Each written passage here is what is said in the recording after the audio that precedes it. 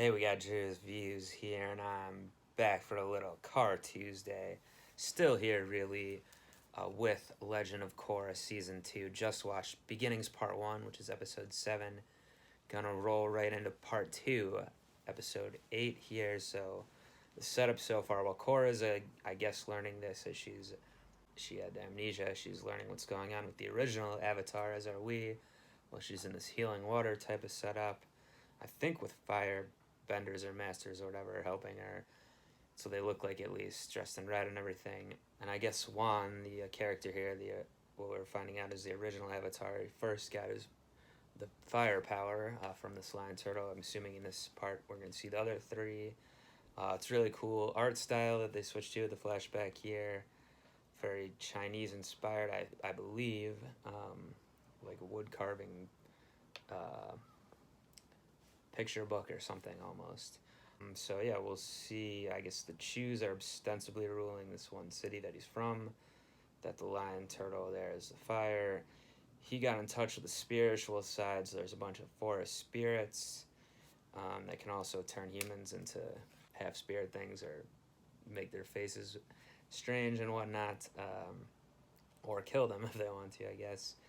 We'll see here if Juan's getting everyone on board spiritually with humans and spirits working together. Also, he freed the chaos spirit last time from, I guess, the good spirit or whatnot, the one that was keeping it in balance. So now he's going to have to deal with that. So anyway, I'm going to get into Beginnings, Part 2.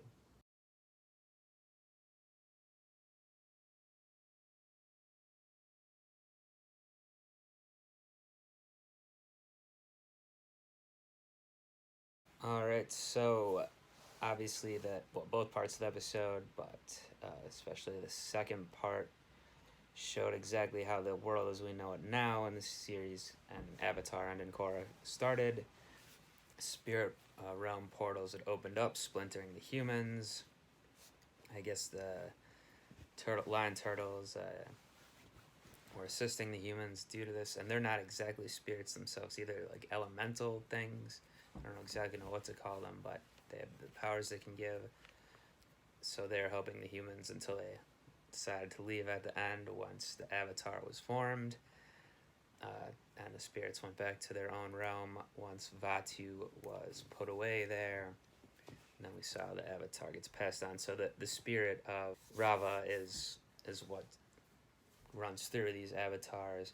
I'm not sure how, because the Lion Turtles did leave, I'm not sure how bending is maintained nowadays, other than the Avatar, of course. Just individual benders. Is something genetically letting them do that now? Some people had the power, some didn't, and then their kids can get it. That's the only thing that would really make sense to me. If the only other way is the Lion Turtles giving it to you, but didn't really. I mean, there was no evidence of that from this origin story, but I don't know. We did get an answer at the end that I'm kind of been wondering a little bit about the air bison. You know, it seemed like Appa was the last one, along with Aang being the last airbender, but I guess these Fire Masters had secretly been breeding them since the 100 Years' War, which is when the whole time Aang was in the bubble. So that's cool. I guess that's where Tenzin got his from. Yeah, now harmonic convergence is happening again. So I guess is Unalaq directly responsible for this? Like when he had Korra open the other thing, and now he wants her to open a different one, which he's obviously not going to do willingly. But we'll see what happens with that. I'm not sure if he is purposely doing this to create this chaos for whatever reason, to like try to take power of the whole world or something, or is he like mistaken about what's going to happen, and he's like how, not exactly like this, but you know how initially Juan was tricked by Vaatu into freeing him and starting off the whole thing. Did Vaatu somehow trick Unalaq, but he's been locked away, so I don't know exactly. We'll see. I'm not sure. I think there's 5 or 6 episodes left in the season here.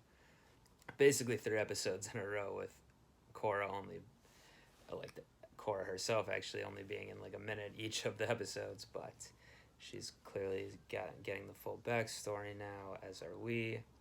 So I mean, clearly there was an exposition-heavy episode here, or two-parter here, and it's done pretty well though, especially animation style. I really enjoyed the animation a lot in these ones here in this two-parter.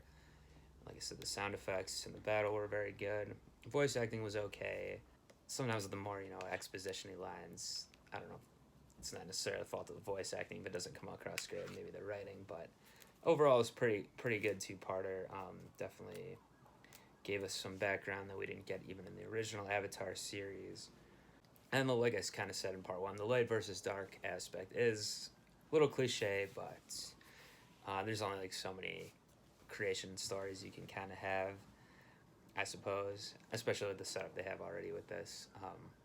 Clearly, the whole Avatar thing is more interesting than that with the four elements, which we haven't seen in as many other shows or works of fiction, creation stories. So yeah, but it was really down to the will, I guess, of this one original human here.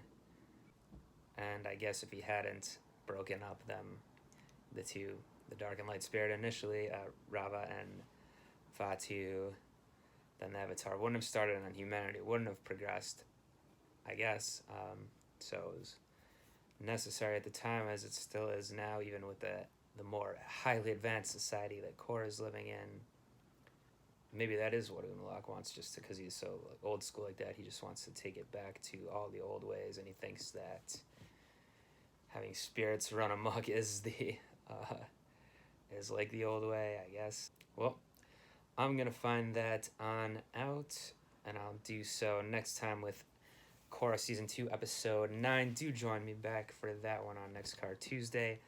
Do subscribe to the channel here if you're not already. Leave some comments. Do anything like that. And until next time, I'm out of here. Peace.